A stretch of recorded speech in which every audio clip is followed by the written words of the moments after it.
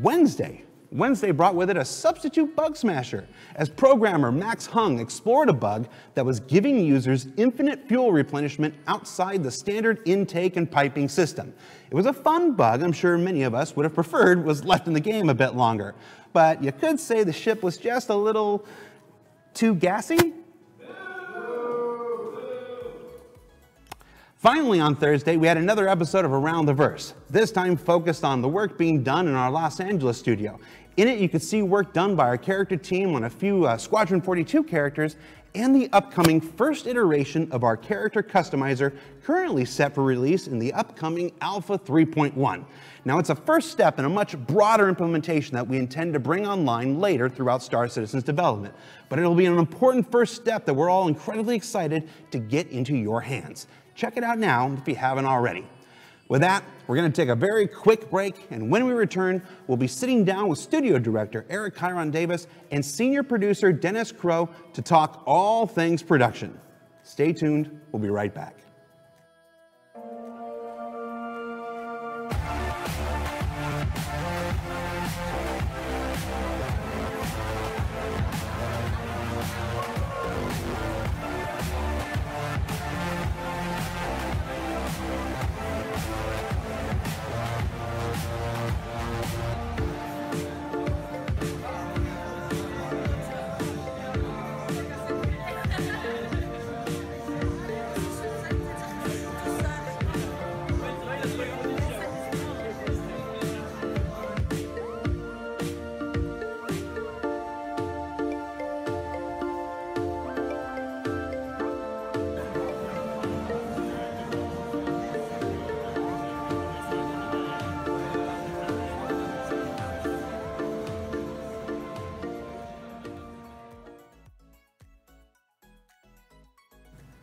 All right, now that was a fun look at the Bar Citizen that currently went on in France at Lyon, France. I don't know how to pronounce it. I'm not the guy that pronounces things. Welcome back to RTV. Joining us today on our special subscriber edition, producers here in the Los Angeles studio. Awesome. Eric Davis and Dennis Crow. Happy to be here. Thanks for having us. Thanks for having us. This is your first time on the new RTV. It is. It is. Did you enjoy just sitting here while I had to talk for? I always like watching you talk, so yeah. Is that weird? That's not true. Did that get weird? That's not true. Did it get weird? It is weird. It's weird. All right. So when we do things like this, we like to start off by just talking a little bit about who you are and what you do. That's going to help our subscribers know what kind of questions are best suited. Because everybody wants to know, oh, what about this ship or what about this game feature? These guys are producers, so they're not designers and to talk about features and stuff like that. So let's find out a little bit about who you are and what you do. We'll start with Eric first. Eric, who are you and what do you do for Star Citizen? I don't know. Jared, can you fill that? Yeah, this actually isn't a question I've just been wanting to know. We've been working together for like 3 years, and I just finally had you here, and I can finally ask you, what the heck is it that you as Mike made jokes of, my name is Eric Chiron Davis. Thank you for telling everyone that multiple times in the studio. EKD! I'm the studio director and production lead here for the U.S. So as a studio director, I guess in a sentence, I'm responsible for the culture, the health, and the output of the entire studio. And then as a producer, I'm also somewhat responsible for that with my new compadre here who joined us not that long ago, Mr. Dennis Crow. Absolutely. So that's it in a word, I guess. Right. Besides that, I just, drink water. Okay. Yeah. And Dennis Crow, this is your first time on the show. You've been with the project for a while now, but I know you wanted, when we first came on, you were here, it was like your third day, and I'm like, hey, you want to be on a show? And you're like, hey, let me get my feet. Yeah. Let me get versed in Star Citizen before we appear in the show. It's been like almost a year now. I joined halfway through last year, yeah. So I didn't want to appear too anxious, but of course I wanted to come on. But I had to make his life easy first. So yeah, I'm Dennis Crow. Obviously, I'm a game producer. I've been doing it a long time. Really, really exciting to be doing it on this project. First game I worked on was on GameCube, so that kind of dates me a little bit. But wait, what game? It was Tony Hawk on Nintendo GameCube. So if anyone played Tony Hawk Underground, actually, yeah, it's a good game. Yeah, that was my foot in the door. But going on to bigger and better things, and this is I think everyone knows the biggest thing anyone's ever done. So really just super thrilled to be here. It's really nice to the team's been great all throughout last year, and last 6 months have been great, and I think the next 6 months, the next 6 years will be even better. So pleased to be here and happy to make an appearance with you guys. Hopefully more in the future. All right. So this is your first Start TV. The way this works is we take questions from two places. We have a thread up on Spectrum, which is our bespoke communication platform available on robertspaceindustries.com when the website is /Spectrum. /Spectrum. Basically, you can go to the subscribers forum there, and there'll be a thread there. We've been collecting questions throughout the week for you guys. We also take questions live from the Spectrum chat. Now, to start things off, let's just talk a little bit about what production is. Now, production itself, there's a lot of misconceptions about it. Not only because everybody has their own idea about what a producer does and what production is, but it also actually changes based on the project. You know, when you watch a movie that's produced by Steven Spielberg, you kind of sit there and like, okay, he showed up for like a day and told the guy what to do, and then pieced out. He produces 50 movies a year. But then you see a movie that's produced by George Lucas, and you can tell he's very hands-on in there. So production changes depending on the project. Mm-hmm. How do we approach production? What is production through the lens of Star Citizen?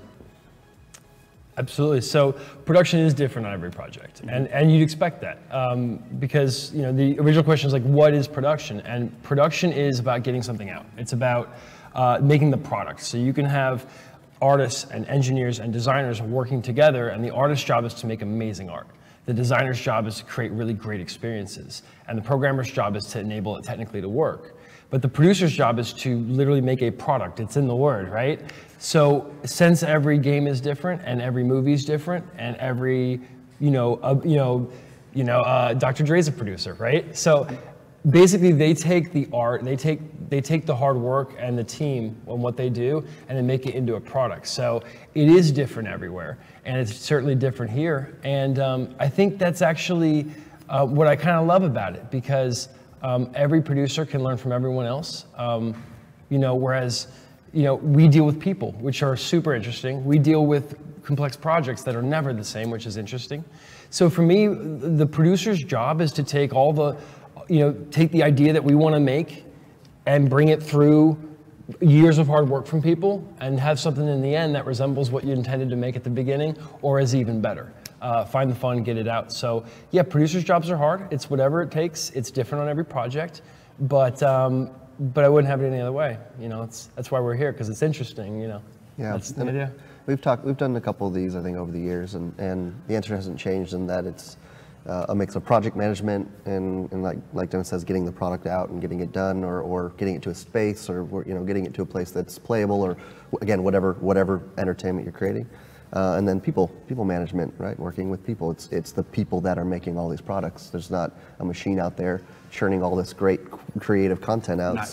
Not yet. It'll come, and I'm sure some people have figured it out with AI, but right now it's still people making this, and it's people that make up Star Citizen, it's people that make up Cloud Imperium Games, and those people are what we like to work closely with and help them do the best thing they can possibly do in confines that are as successful as they can be. Okay, so let's go a little deeper into that. At first glance, it might seem like you're the guy, you're the producers of the people that just tell the artist, where's your thing?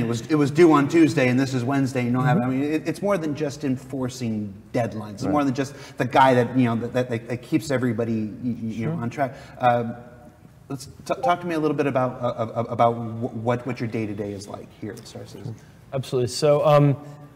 Again, the producer does what you got to do, right? So, and every project's different. So, if you've got a project where you need to create a certain level, let's say that you wanted to create a level in a game, you need to have a lot of people do their work and then bring it together for a project. So you're starting with an idea or with a concept or something that people want, and you sit in a room, get up on the whiteboard, and wouldn't it be cool if, and you draw something up on the board.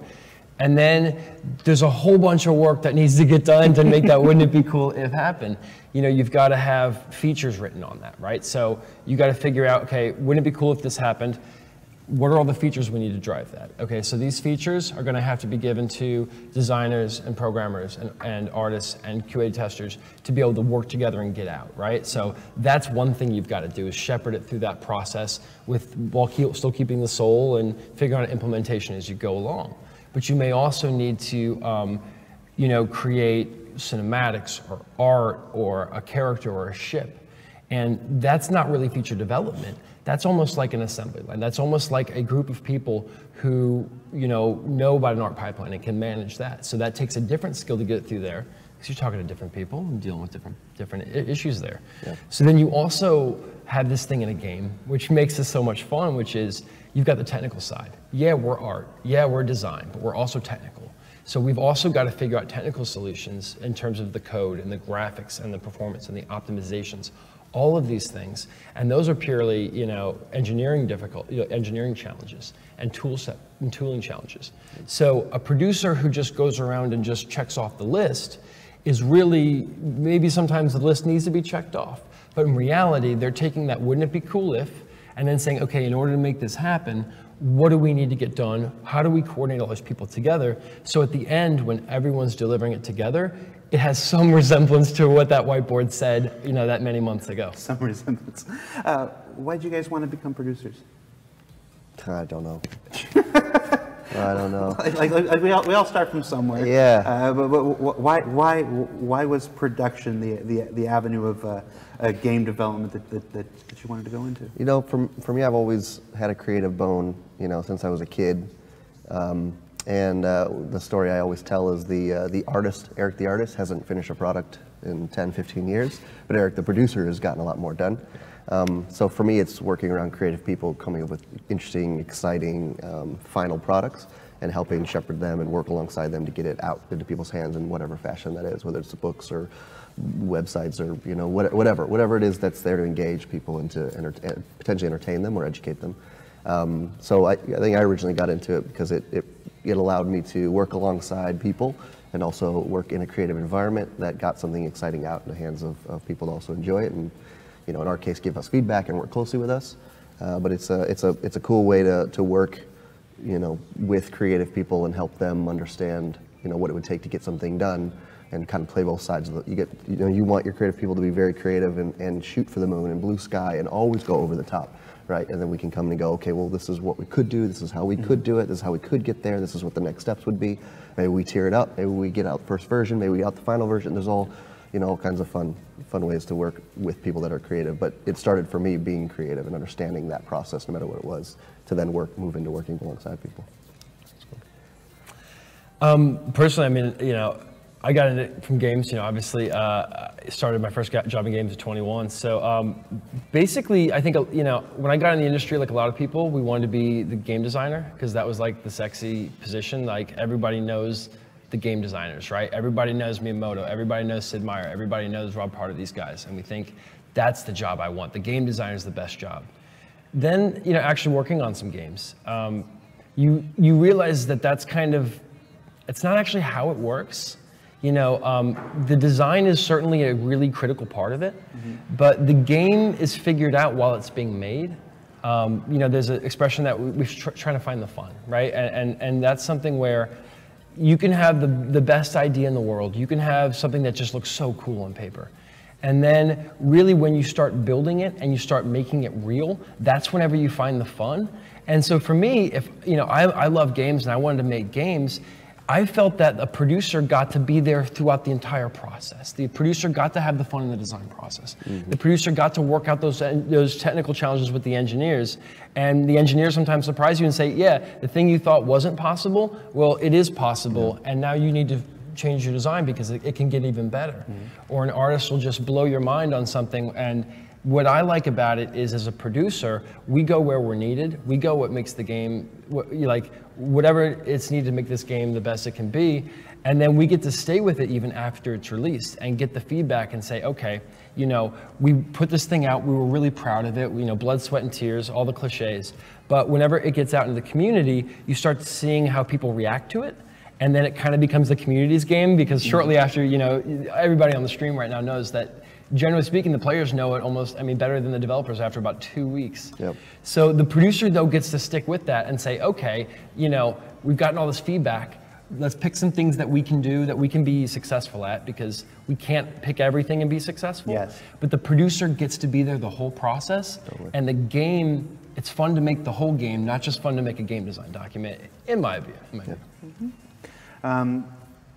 Now, folks who have followed the project for a while know that we always have these big summits, January every year. You know, we come back from the holiday break, we usually pushed a big release in December, and now we come back and we collect all the feedback and we reorganize and plan out the rest of the year. This year's summit was, a lot of it was production focused. I know you guys were out of the office for a while going through the studios. Tell us what that process was like. What was that like? Yeah, with the distribution of our disciplines, there's a benefit to getting everybody in the same place, which is why I think that term summit became big for many, many years, depending on what it was they were trying to do or where the game was at or what the state was at. On the production side or on the planning side or the project leadership side, it was important for us to get in a room and just solve some problems as quickly as possible. And there's benefits to working remotely and there's benefits to working together. And I think we started doing these summits for production specifically last year, and so this was kind of our third one or our next round of it, and it was a great time to evaluate last year what we were successful at, what the team was really doing well, what the team needed more from, how we could support them better, how can we engage our community more, right? Just kind of what is that next iteration, to make this better, not to change for change's sake, but just where, all the information we now have and the experience we now have in this environment, what's the next step and where do we want to take it? And so that was a big focus of the summit for sure. Was and then for me, Dennis had just joined the project 6 months ago. So getting him out in the rest of the studios and working alongside everybody, and I think that was for me a small perk to doing it again. But the benefits of just are very. They're great to set the stage for the year or for the next 6 months, or just to go, okay, we all come together, we've solved these 10 problems, okay, out there and now start making change. Absolutely. And there's so many pubs in the UK that we also find out, I bet, I mean, you have the experience here, that the expense report goes through much easier if it's called a summit and not a pub crawl, right? It's a little bit easier, so that was... Somehow I don't think the UK have any trouble approving an expense report that says pub on it. But, sure. All right, so one of the big talking points for 2018 so far is how we've restructured our production to hit these quarterly release dates. Before we get into what we did this year, the changes, let's talk a little bit about what we were doing before so that we can understand these changes more. How were we approaching production before this? What were its strengths and weaknesses? Why was that the way that we were doing things then? Sure. I mean, I think we should clarify it's not a reorg or a restructure. Mm-hmm. Those generally have negative connotations, so I want to make sure that's clear. That's not at all what happened. It was more of a look at what the strengths of we've been doing for the last couple of years. As we've scaled up in certain departments and as we brought in certain talent, it was now about going, what could we divide this in to make sense, all right, to make this go to the next stage. And we realized, and Crow could talk even more to this, Dennis Crow. I tend to call him Crow. We have a couple Dennises, so Crow. I think I'm Crow on the spectrum. Great, so he's Crow. Was what needed to be based around the features to allow for faster iteration, and what needed to be based around pipelines, and I think Dennis can even speak more to that. But this was building on last year. We'd already done some of this at the same time last year of going, let's get people into strike teams or into goal teams, or there's all these various production-y words to use in this same idea. Get people together, let them work together, work quicker, and just as the team has shifted and the responsibilities kind of ebbs and flows as we bring in talent in certain areas or in certain teams, we have to constantly evaluate this stuff to make sure it works well. Like, I think back to the point of the expense report, as far as that joke goes, there's an element there's a human element that I was mentioning at the beginning of this. These are humans making this stuff. And the more we work together, the more we work alongside each other, the more we know each other's strengths and weaknesses. And there's, I've mentioned this multiple times when you're forming any kind of team, we're in this phase now of performing. We know what people can do. We don't question where that information should go or what part of the team should work on it. Now it's about doing it, getting it done, iterating quickly on it. And we'll go through that, I think, frequently. We do it all often, but I'm sure next year we'll go through that again based on what we learned this year. The continuing evolution. Yeah, for sure. And as the product evolves and as we get more out and we're working really close with the community, they get more content. At 3.0 was a big one for us to go, look at all this content and how it all came together, what's the next steps for us, and what we can kind of, a lot of the R&D we've been doing, which is really what a lot of that stuff is, that people are playing is R&D. If this was any other game, people wouldn't be playing that stuff. That would be just us going, oh, cool, this looks really fun. Okay, right, but don't tell anybody yet. But look how fun this is. Okay, there's a lot of broken stuff, and so we get to R&D alongside the community. It's really unique. It's a lot. It's a live game, but we're learning alongside them for sure. Absolutely. Yeah, I mean, just to echo that, I would agree. I think one of the things that we would probably want to say though is it's not necessarily a production change. Mm-hmm. It's a development change really. And again, it was not necessarily a reorg. What it is understanding where we're at in development and fitting how we work to the work we need to do. So it's not about we have these ideas of how we want to make our game. It's here's right now where the game is at. This is what's working really well. This is and all the research that we did and the experimentation that we did and all the things that we have made and shipped. We've learned a lot. The project's in a different stage.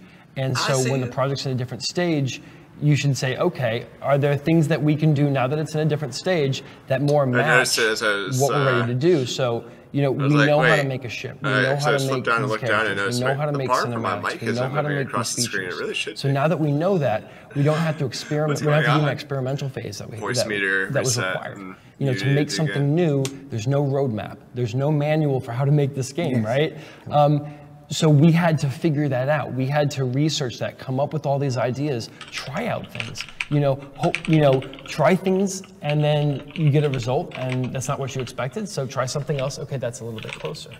So now that we've tried a bunch of things and we kind of know what works and what doesn't, and now we have a base of knowledge and we have a great tool set, we have a great engine and all these type of things. We're totally multitasking at the moment. The project's just in a different phase where it's okay, now we're ready to we know the features we need. So we need to reorganize how we develop, or we need to have people work more closely together on, this half the room, you guys can huddle up and go do features. And let's organize into some groups so you guys can kind of work together and just go hit these features up. The guys over here, you guys need to be producing a ton of exceptional quality content, and you need to be doing it in a very streamlined way where everybody knows what's going on, everybody can see what's going on. And then the guys over here, we know what features we want. We know what content we want. We have a tremendous amount of it already made. So now what we need to do is evolve our tools to support all that. So you couldn't have done all this in those three groups in terms of what each person needs to do until you had done the research. Because if you just come up with that piece of paper and you say, we're going to execute this piece of paper, so let's just all go do it.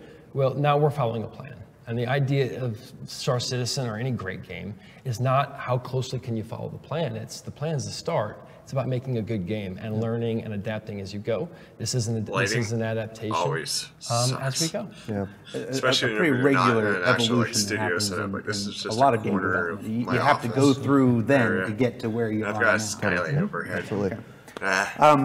So let's talk about what we are doing now. In ATD and studio reports. We throw out a lot of terms like Scrum and Agile and Project Manager, 2-week sprints and stuff like that. The buzzwords. Yeah, take us through that. What is Scrum? What is Agile? What are the 2-week sprints? What are we doing now? Absolutely. Well, every time I mention the name, they send me a check. So we're doing that. That's why I came here. No, it's good. But basically, so here's what it's all about. For some things so again, it's about matching what we need to do with how we're going to do it. You use a hammer to hammer a nail, right? So we have these features that that extension so whether that you're seeing there, character customizing, or whether it's the service beacon, the distress signaling, or whether it's improvements we want to make to the PMA, or any number of features, and people know them, we've put them live. Those features, we generally know what they are, but we don't know if, we don't know if that's a month of work and then it'll be fun, or if it's 6 weeks of work that then it'll be fun, or 7 weeks. It's really hard to schedule fun. So what we say is, let's get a group of people together who know it. Let's give them 2 weeks to go run off and do stuff and try it out. And then at the end of 2 weeks, they have to show us what they've done. And we, Chris is in the room. We have these great meetings where we, every Scrum team gets, meets with him and talks about their feature and shows it, and all the directors are there. Mm-hmm. So basically, we can't schedule when it's going to be fun. Yeah, you're talking about we know the more practice we get at right here, right? The closer we'll get at it, and it'll become fun over time. And then any team can only ever really get 2 weeks. Like if someone doesn't have the greatest idea, not all of our ideas are great. Mm-hmm. If they're trying something and they get a result and it's not exactly what fits with the game, whatever, they tried something and that's good and they're pushing, then we can bring them back every 2 weeks. So really for feature development, all this stuff up we here, don't know exactly how to make it. So that's what Scrum's right there. It's about getting that's a small all group because of of the people skylight together, that's that direction. A couple programmers, designer, I'd have to dedicated tester, an block artist, that out. If they need an audio guy, bringing them in. It's not an easy letting task. them go There's for 2 nothing weeks, to anchor operate a little to bit like maybe on that a little bit like a startup, maybe. So maybe like So, Old Days LA, right? it's just Make a whole bunch of Old Days LA. the studio that I'm working on right now and then go kind for of a couple sucks. weeks, bring them together. And I don't know if they'll be done. Oh, with a you're feature talking like about character that custom. thing. When we I began know what this, that thing is. we didn't know if character customized. That's true. Let me put it on the other side. And again, sprints are 2 weeks each. So we didn't know if it was going to be 6 weeks or if it was going to be 8 weeks. But what we did know is if we gave them a quarter to Hello do it, from the other side now. this comes back to our quarterly schedules, that we would be better each iteration on it. And by the end of that, we would have something that we would feel pretty good about. And so in terms of matching the development, that makes sense for our feature. I see it now. We get things out Good to the call out. community. I appreciate it. So that seemed to fit this stage of the project. I don't also see it seemed to 'cause fit the from culture where of I'm, this company, how I which, monitor, I'm I've not learned logged about in. and I love, and it's it's a band of pirates and it's fantastic. But the other thing is, if we've got to make, and I'm going to throw out a number here. This number is not exactly correct. If we've got to make 200 characters, right? And let's say we're halfway done. Actually, We've got to right make back. we've got to make a huge amount of characters. Well, we wouldn't ask them to work in 2-week increments, right? Like it'd be really hard to write up a narrative bio of a character and figure out gameplay design of it and then get a concept and then model it and then rig it and then set it up and then go get the animation done, then go get the AI done, then go implement it in game. You can't do that in 2 weeks. There's no way you could fit that.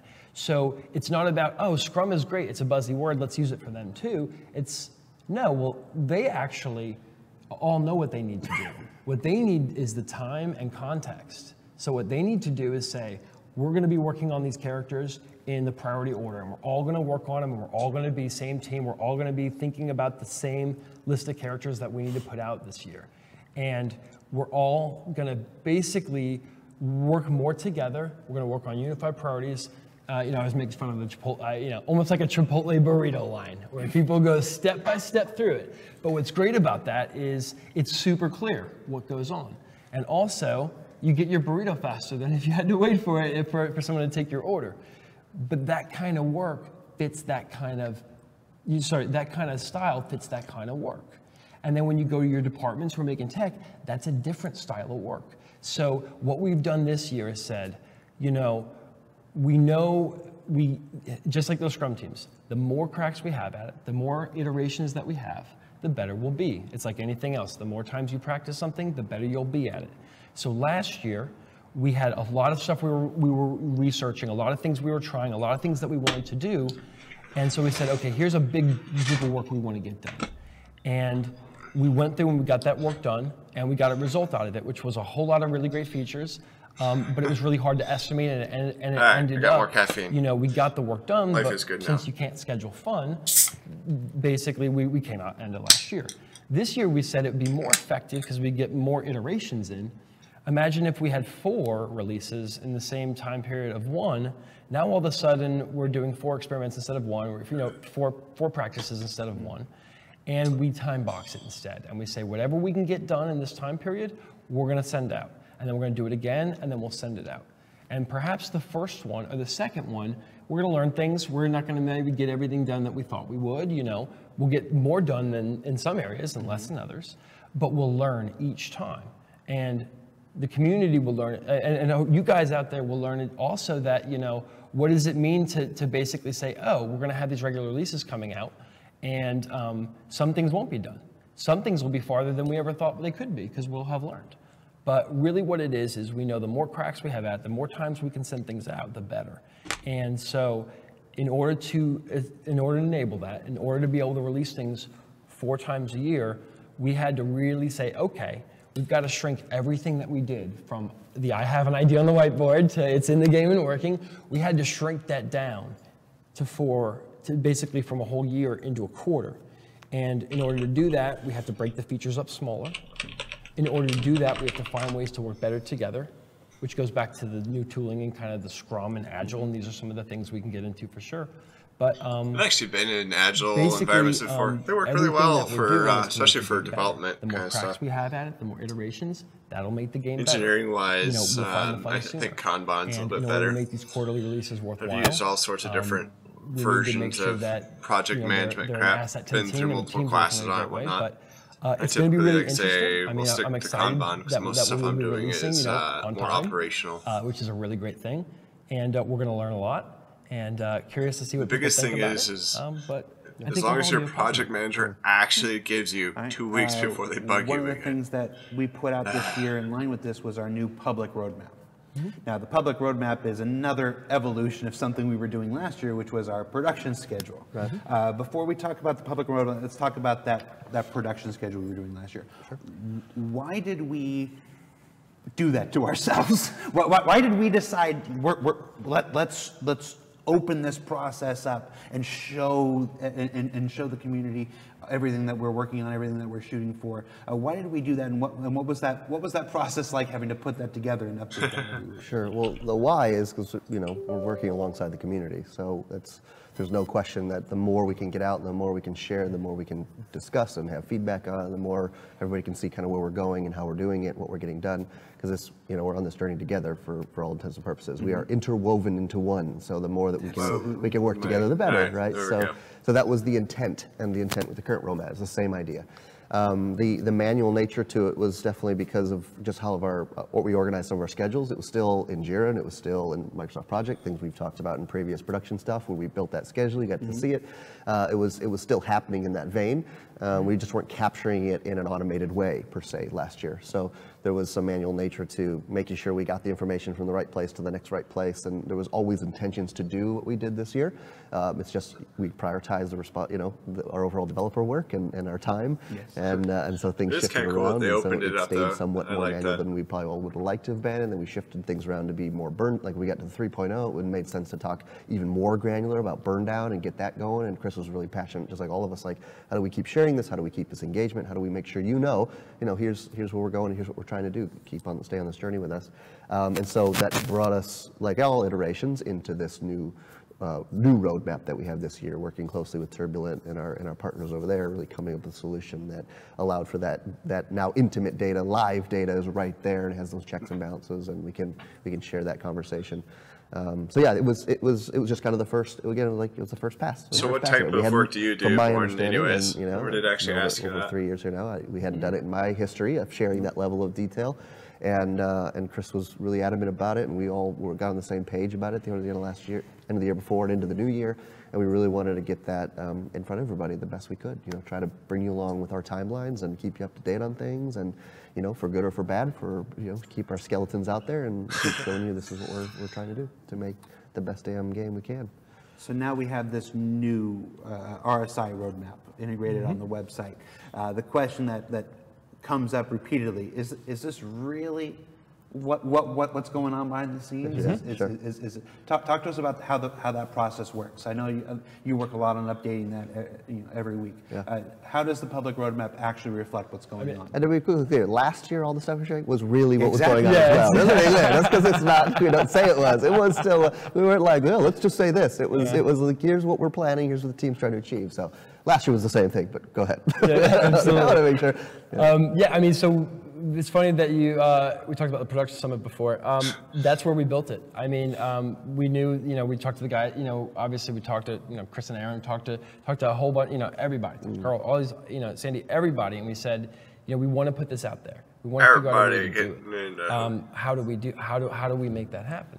And it was funny because it's a hard thing, because actually I've never seen a AAA or a quadruple A almost game do anything like that. And then we put it out, and a couple other games have followed, but theirs isn't live. What I can tell you is when we were in the production, but theirs isn't as cool as ours. In the UK, just so you know. And that came in, we kind of were forced into having live data because there's no other way to make that. Like we couldn't have done that other than saying, okay, we have to put a live schedule out. And so what we did is say, okay, what are all the features in development, and let's get them up on screen and put them into columns. And like, wow, okay.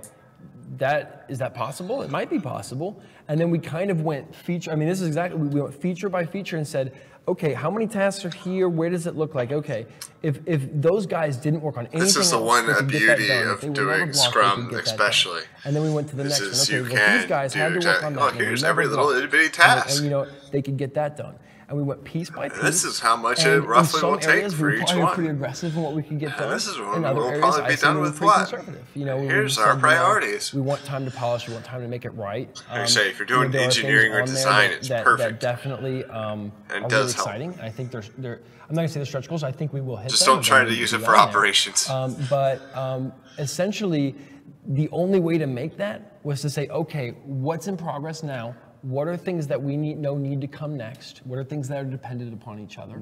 And let's get it up on screen. Let's see how many tasks and stuff is remaining. Then let's call people in and say, hey, is this everything? And then no, we added more things to it. Yep. And we very quickly over that week, it only took like about 3 or 4 days to build. Once we had, obviously Turbulent was great, but to actually build that into our project management, to actually power that, 3 or 4 days we had it, and then we were like, can we really get this done? But looking at it, if that group of people could focus on that goal, yeah, they could do it. But it would require production making sure they could stay focused. It would make production require us to make sure that they didn't get blocked, that they had regular reviews from all the art directors, tech directors, Chris. But if they got all that support, they could get it done. But then it was on us to make sure that they could get that support. And that was what we needed to do at that stage of the project. And that's why we had to get into scrums, and that's, so we had a problem and the tool fit the problem. So really it was built over 3 or 4 days. We kind of update it. We have this little checklist that goes around. We update it on Wednesdays and Thursdays. As a live went out about an hour ago. Yeah. And it is absolutely accurate. It's pulling, you guys know Jira, there's Jira API. We're pulling a Jira API into a website. That's what's going on. And that little picture that you see on the website is actually, if anyone here uses Jira in their job, that's actually an attachment on the Jira issue. Like, it's how it works. Yeah. And Benoit at Turbo's been fantastic. Cool. And I think to further clarify, the schedule wasn't made in 3 days. Like, when we started this, we didn't know what we were doing, and 3 days later we made it. For sure. This was just allowing the live. We had the connection points that had to be created. And Turbulent spent a lot of time on their end, making sure the platforms interact with each other, and like you said, pulling from custom APIs. And then we really just added a custom field, a public field in Jira, which there's all kinds of really cool customization that we put in place so that it would know what to pull and what not to pull. And like we communicate on the caveats, we intentionally don't have certain things on there based on where they are in production. So there's other things than just that stuff on there. But it was a good exercise to take exactly what we built on last year and take our data that we already are managing and then port it in here, and now we've got these great one-to-one connection points that we can again interact. It's also been really healthy to interact in a very open way with the community on, like, that's 3.2. That's definitely still on track for 3.2. I would say this internally, but now I'm on camera telling you that because we still feel confident about it, right? And it's a lot for a nice dialogue that I know I appreciate, especially with the most recent studio update we did. It was nice to, in the past it would be like, that character update's coming, the next one I know it is. We've talked about it's internal, but now I can say, that roadmap you're looking at, that's still the aim, right? And you'll see if it shifts up or shifts down based on whatever comes up. And also, I think people will get this because we've all worked on projects. We all went to college where it's like, you don't really, you work on your term paper, but you don't really work on it until last week, right? Like, I'm working on it, I'm researching, I'm doing web surfing to kind of, whatever. But you really work on it that last week. Yeah. And you really get in that focus in that zone, right? When you've got to perform, you perform. So to a degree, it's always easier to be like, well, maybe we could get it out by the end of the month, right? But I don't want that pressure, so we'll just push it off a little bit more, So what this is doing, because we can, reduce scope to get it out. That's the number one. Like, we're time boxing it, but in a way, it's kind of like a forcing function, or it kind of keeps us honest, but keeps us where it's like we know we have to get this out in some form. Now, we don't have to get every bell and whistle onto here, but we've got to get something out that is real, that solves a problem, that is actually a fun experience, and then we can build on it. But to a degree, by kind of putting that stake in the ground and making it public, I think to a degree it clarifies for us because it's out there, we're working hard on it, we're going to get it out there, and it kind of takes the decision away from us of like, well, what are we going to do? It's like, well, we're going to stick to what we said we were going to do. We're going to keep the team focused. We're not going to try to pull off something. So I actually think the public roadmap actually helps us internally as well. Yeah. So we've been peppering questions from both the Spectrum thread where we're collecting them throughout the week, and then of course on live chat. The question from the live chat that's basically been, it's just coming through over and over again. Does quarterly release schedule mean that we're actually going to get something at the end of quarter one? We're actually going to get something at the end of quarter two? What can you tell us about that? I mean, that is absolutely the intention. We wouldn't say it if we didn't truly believe it internally. That is 100% our goal. We are aiming for end of quarter releases. So, March is end of quarter one. We're aiming and we're pushing and we're challenging and we're adjusting, we're shifting, and we're structuring it to make that make sense. Even, again, you start with a plan and you end with a result, and those things you make. I've never worked on any project where things didn't shift. When I was working in books, it was the same thing. It's like, we're at 600 pages. Clearly, we're not putting that out. Let's cut that down. You always have these internal conversations.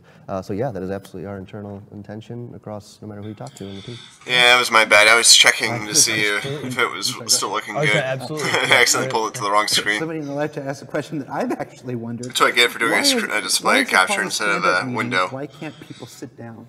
That's interesting. That's an interesting. I think there's a lot of science behind people, and I think there's a lot of really great readings out there about how we function as humans. Some are classical common wisdom. Some are new agey, trendy, software devy type of things. But there's an interesting dynamic that occurs in not just people's brains, but also in the impact of that conversation when people stay standing up. If you stand up versus sitting down, you tend to do things quicker. Your legs start getting tired. Your brain functions. This is true. That's why meetings where everybody's sitting up always are like 10 times quicker. So if I stand up and I say a lot more meat and potatoes, potatoes, thing to do at the beginning of the day, beginning of the or week, less posturing, beginning of a project, beginning of a feature, whatever it is, because we are getting in a room. We are all going either over what our blockers are, what's coming up next, what we're working on, anything in our way, to get in and get out. Right? Because people complain about meetings. Oh, I got meetings. And when you sit down and you have your coffee and then you relax and then, it's still all work related. It could just, the goal, it depends on the goal of the meeting, right? There's even science behind taking someone out of their natural environment, which is maybe the same meeting room we meet in every single Monday for the last 3 years, and going, we're going to go outside and do it now, right? It sounds super new agey and kind of some of these new software companies, but it's the same thing, right? The reason you have work lunches, right? It's the same thing. Your brain goes through a change. There's all kinds of unique things and fun things that happen to the human existence when you do these things. And there's back to being able to work with people. It's fun to kind of help engage different parts of their brain and engage different parts of the team to do things in a potentially different, unique way. I can attest to the environmental factor. As I did live theater for 25 years, and one of the earliest mistakes almost any actor makes is you memorize your lines sitting down, and then you go to rehearsal and you have to stand up, and it's all gone. That's right. It's because your physical orientation is. Yeah, I have a stand raised desk too. It's quite handy. All those little subconscious cues. You sit down again, like, let me sit down and do this, and you've got all your lines, and you stand up, it's like they're gone. Yeah. So you learn that when you have to memorize your lines, you do it standing in your bedroom. Totally. And because your environment matters and those kind of things. And I think when you're doing live theater for the stream, I'd love to see it. How is this not? This is live theater. But I think that's when you, and also there's some key, I made this joke in the ATV that went out yesterday, but nomenclature is so insanely important, right? Like, if you talk to some processes and practices out there that people have been doing for hundreds of years, or they've been building houses or rocket engines or whatever the case may be, once you've established a pipeline and nomenclature, and then you all are speaking that same language, there's no questions in it anymore. So when I say the word stand up right now, everybody watching, we all have, I think we know what that means, or we know what we're going to say. If I say, hey, everyone on the team, it's time to stand up, sometimes people literally stand up for their desk and they do the round robin and they sit back down. But it's the same thing with our vehicle pipeline. It's called ships. It's the ship pipeline because we were making ships, right? Back in our Arena Commander, that was the goal. And so now we have ground vehicles. Should we change that nomenclature? Or when I say flight prep, everyone knows what I mean. And now, with especially ShipShape, you're training everyone out there in the world to know what that means. And I would have wanted to go more into that on the studio update, but I'm like, all right, you don't want to hear me talk about nomenclature on this thing. Let's just show stuff. But the nomenclature of flight prep, once it was established years ago, everyone that comes in as a new employee, they get taught this way. They get to say this thing. When I say it in an email, hey, that ship's in flight prep, questions, there are no questions. If I say it's kind of towards the end, what does that mean? Does that mean he hits UVs? Does it mean the damage set up? Does it mean VFX is in? Does it mean sound's done? When does that happen? Like, the reason you see these beautiful pipelines being created and then iterated on and changed is once we all are looking at the same map or we're going the same way, you take so many questions out, right? Once I know what my job is, I know what part of the pipeline is important to me, I know when it happens, I know where it's going to come. It's the Chipotle question, right? But how we still allow for creativity and for improvements, right? That's the challenge. Chipotle would be great right now. Stand-up question, but nomenclature. So it's so incredibly important when you say that word and you start saying it over and over again that people are like, oh, I get it. I don't have to ask what that means. You know, when Jared says, hey, we're going to do Reverse-Verse, can you be on it? There's a general sense of what the show is now. We know what this is. People know what to expect from it. We know what to come in from it. Do we want to change it? RTV now means we're flying. Yeah, we did it through a plane. That's for sure. Yeah, that's right. I had no idea what we were doing. No, we didn't know what we were doing, but over the years of Reverse the Verse, what is that intention, even though it shifted? It's the same idea. Yeah, and you know, like, I don't know, at a basic level, like, nobody likes status meetings, right? Like, status meetings are really bad. Like, everyone, like, no one's like, oh, I go to work, I love how many meetings we have. Generally, that's not the thing. And for Meeting Bill, it is. Meeting Bill loves meetings. Well, that's you know, that's. I don't know who Meeting Bill is, but like, we're comfortable here, right? Like the three of us sitting down here at the table, we're sitting down, we're comfortable, right? So we can park here, we can camp here, we can just hang out here. Well, if people don't like meetings, then if you don't sit down, it goes back to it's not comfortable. So go there, have just the part of the meeting you need, which is what Eric had said, which is like, you know, which is I'm working on this UI bit. I need a programmer to hook this up, and that's blocking me. But after that, I'll be ready to go on my next task. Totally. Why do I need to sit down and then look at a PowerPoint look at a PowerPoint up on the screen? Like, you don't. It's just, this is what I'm working on, and I'm not blocked. This is what I'm working on, I am blocked, and then let me get back to developing the game. Doing it, yep. Another question that's been flooded from the live chat. Does the roadmap cover everything, or only just the big things? That's an interesting question. I'm pretty sure you can click that little caveats button and then get that answer. But you want us to say it? We could say it, too. They're asking. No. I think, like I mentioned before, it is... You know, the goal with the roadmap is to show as much of it as we possibly can that makes sense for what we're trying to release for each upcoming release. No, it does not show everything, as we explained in the caveats. And like I said, I think even the ATV, and then just a moment ago, it depends on where the features are at. It depends on where the asset's at. It depends on how much R&D is left. The tough thing, you know, and anyone that's kind of worked in a creative project where there is prototyping or R&D necessary, whether it's a game or whether you're prototyping a new way to do something online or you're prototyping a new way to tell a story, it doesn't matter. There's so many unknowns that other than saying, can we do it in 6 weeks? There's no other more management or production you can do in it because you don't know. You don't know what you don't know. But the moment you know, that's when we can really, right? Like once we discovered the pipeline for ships, we can keep going back to that. Even though we've tweaked things over the years, we know what that is. We know when we bring a new ship artist in what they're going to do. We know there's so few unknowns. So no, it doesn't have everything. It has a good chunk of stuff, but doesn't intentionally have everything. That we feel confident that we can include in this year's. Yep. I think that's the big key. Is the stuff that we feel confident we can get out, and there are definitely things on there that are ambitious beyond what most other people would be comfortable sending out. That's why some of the other ones that came out weren't necessarily that way. But you can also think of. Imagine that there's a feature that we weren't as confident with, but really could be cool if it would work. Like it's almost like a very R&D project where it's like, you know, it's a 1 out of 10 chance this is going to work. Yeah. But if it does, oh my God, it's great. But that kind of project, if you analyze it too much and you try to break it all down, it can kind of die. Sometimes ideas are fragile. Yeah. So I think on the roadmap, it's a really great suite of features that we feel pretty confident we can get out. I'd say very confident we can get out. There's definitely stretch stuff on them. There's definitely ambitious stuff. But, you know, you wouldn't want every brand new idea to be subject to that level of scrutiny because it wouldn't be best for the game in the long term.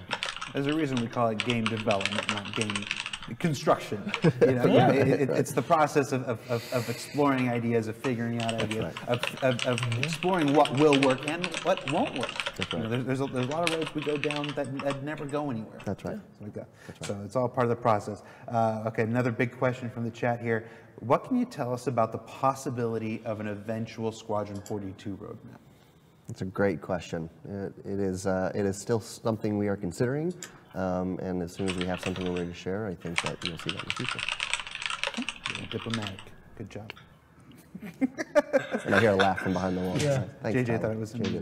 All right, so what else do we got here? Now, the roadmap, when people expand the roadmap, and a lot of people, we run into this a lot. They just go to the roadmap and they just look at it. You can actually click on many of the items and they expand into further detail. Hey, the light went overhead enough that detail is the level of steps. Halo effect going something like the Reclaimer says like 38 out of 57 steps. Yep. what kinds of things constitute those steps? For sure. And why do we show them as steps and not like a full list of all of them? Absolutely. So here's just the way that it's structured, and so I'll explain these terms a little bit, but I don't want to get too far in the weeds in terms of like, I'll use a little bit of jargon here, but not too much. But anybody who's worked in Scrum will get this right away. So if you see something on there like the service beacon, right? That's what's known as an epic, which essentially is a group of features or a group of user stories, or a group of things that come together as kind of a nice feature that kind of could come out together and be something that's well-rounded.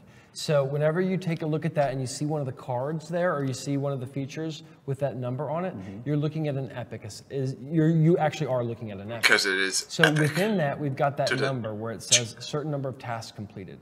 So we use tasks because it's something everybody knows. If we were on there to put like, 9 out of 12 user stories completed, it'd be like, well, what's a user story? And then we have to get a whole conversation about, why we use user stories for features where we might not use them for something else. Yeah. But essentially, everyone gets a task. It's something you've got to do. Basically, that tells, if you see that number, that, I forgot what you said, that's 34 out of 47 things to do, things done, things remaining. Yeah, the numbers I made up out of my head. Exactly, but that's also not going to be all the polishing and necessarily all the things that will come up in bug fixing, because we can't always predict the future. Yeah. But we do know on something that we've got a lot of work to do, and we just kind of bundle them under tasks. But they're, those are epics, and there's user stories under there, and there's tasks under there. So that's exactly what's driving it. But that's kind of why it's left a little bit vague, and some people would get it if we put user stories, but it might be a little hard to explain to everybody. Yeah, I think on the recorder specifically, again, not going to weeds, but there's some animation stuff left, and there's a couple less pieces left. It's a pretty big ship with a lot of moving parts. With a lot of moving parts, so that, again, besides going to the polish phase that we'll be getting to shortly. You just introduced a phrase I don't think that we've shared with the community before, user story. Absolutely. Give me an example, just a vague example of what a user story would be. Exactly, and this I think is actually something real simple that that I think a lot of people kind of overlook, or they think it's, but there's some real power in it. So user story is kind of a building block of Scrum. Like everybody knows these things. Essentially, it's a way of describing what you want to do, right? So an example of this would be, as a user, I want, for the character customizer, as a user, I want a character customizer so I can customize my character, in Persistent Universe. That would be a big user story, and basically what that means is, as a user, so as a player, I'm speaking as a player, I want this feature, so I get this benefit, versus saying character customizer and having it as a task.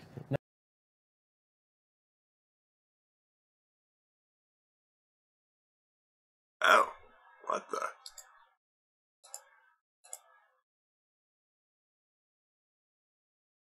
Well, that's not good. Is it on their side or my side?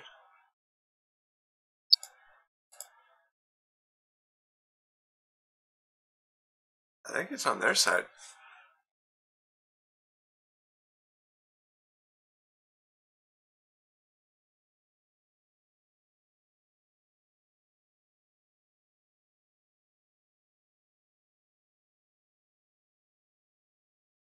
Oh, I gotta get rid of those again. That's right, because I did the new mic. Actually, while I'm waiting for them to come back online, I can probably do that.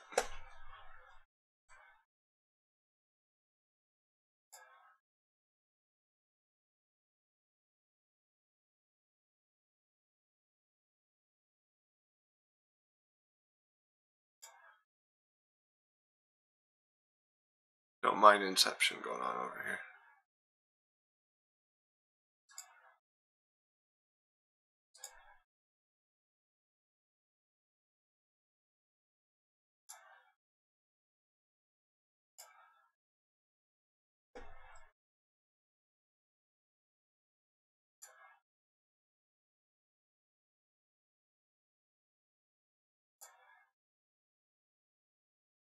Alright. Let's try and grab their YouTube.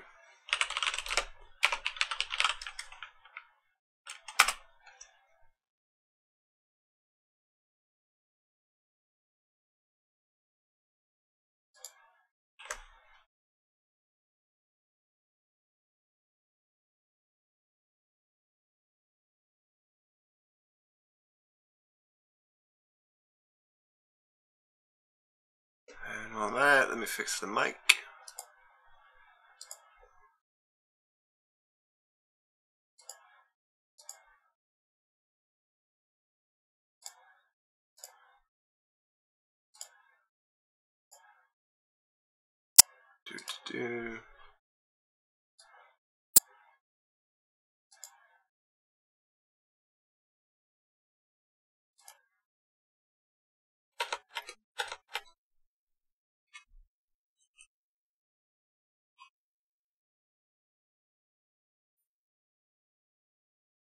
Do. Alright, it should be good now. Let me try one more time.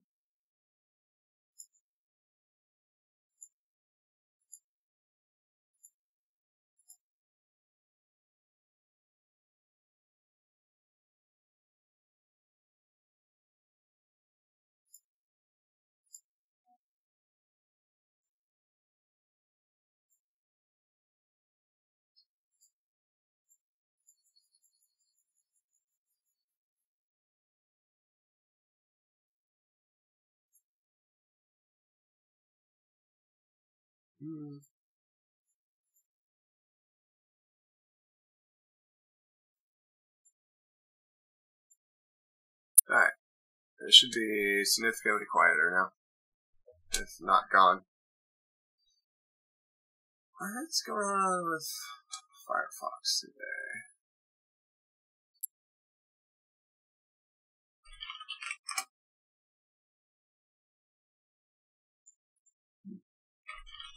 Firefox decided it no longer likes to work.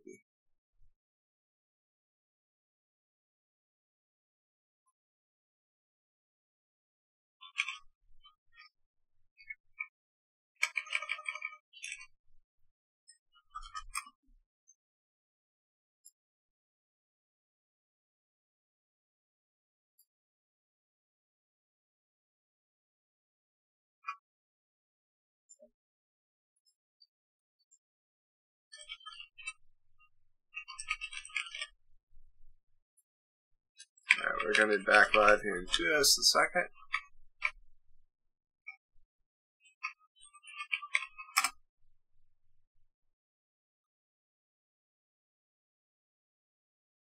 Games and Star Citizen Squadron 42. Cool. All right, guys. Well, thank you so much for taking the time out of your busy day to be here. Guys, we're going to take a quick break, and when we come back, we'll have the wrap up. And yeah, you know, we've seen the show before. We'll see you in a minute. See you in a minute. Thanks, everybody. Welcome, everybody, to this week's Community Content MVP, this time awarded to Star Citizen Aircool, who created their very own PIPS and DPS calculator.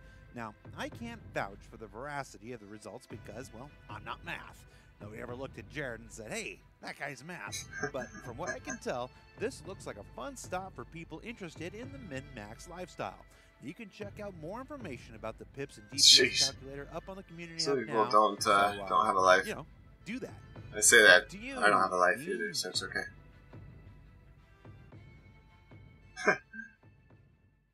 Back to you, yourself. Thank you so much to Eric Davis and Dennis Crow for being on the show.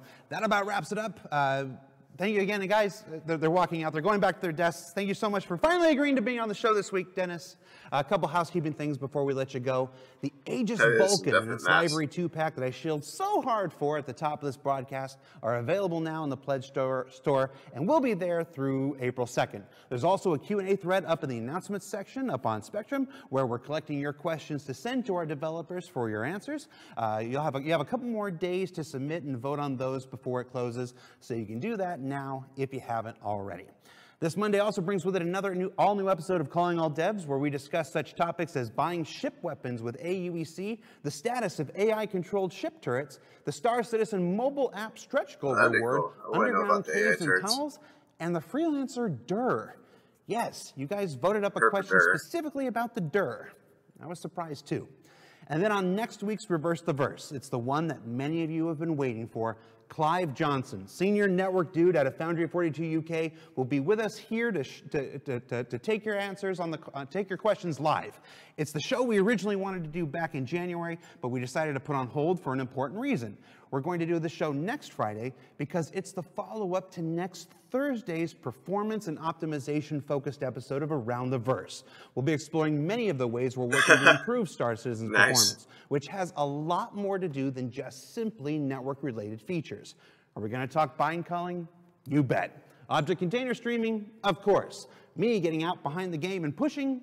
Nothing is off the table as we attack performance issues from every angle. So you're not going to want to miss that. The ATV and RTV 1-2 punch begins next Thursday, March 8th. It's the kind of show only Star Citizen would do and only Star Citizens would watch, and those are my favorite. The wait is almost over. For Reverse the Verse Live, I'm Content Manager for Global Video Production, Jared Huckabee. We'll see you next week, everybody. Thank you for watching. So if you want to keep up with the latest and greatest in Star Citizen and Squadron 42's development, please follow us on our social media channels. See you soon.